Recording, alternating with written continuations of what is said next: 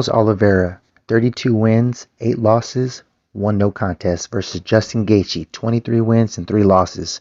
Now, Charles Oliveira, despite fighting all of his career in the UFC, is still only 32 years old, standing at 5'10" and has a 74-inch reach. His opponent is Justin Gaethje, 33 years old, 5'9" inches tall with a 70-inch reach. His only losses were to Eddie Alvarez, Dustin Poirier, and Khabib. When it comes to fights like these, of the highest caliber, the main thing to look at, in my opinion, from years of fighting myself and breaking down my own opponents, is who has the biggest arsenal, and also the level of their competition and who they faced and who they lost to. Now, styles make fights still pertains to MMA, not just boxing. A good example of this is even though Dustin Poirier beat Justin Gaethje, Oliveira defeated Poirier pretty quickly. Now, even though the betting odds are favoring Charles Oliveira, I see, hear, and know most of these other fighters are predicting Justin Gaethje will probably win this. The main reason they're saying this, I believe, is because Charles Oliveira is known to get rocked and hurt early in his last few fights. Only, of course, to weather the storm and come back to win. But in MMA, with those 4-ounce gloves, anyone can get finished, especially in the beginning of a fight, especially when they're both fresh. Now, I really believe Justin Gaethje's best chance to win will be in the first 2 rounds. But he has to be very careful. When I say Oliveira's jiu-jitsu is the best in the UFC, I really believe that.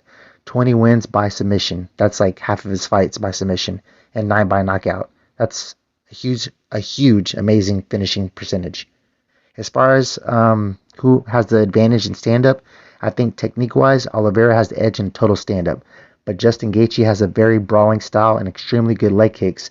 He's able to whip his kicks out without telegraphing them, which is due to the dexterity and flexibility of his hips, which is one of those things that's hard to defend against.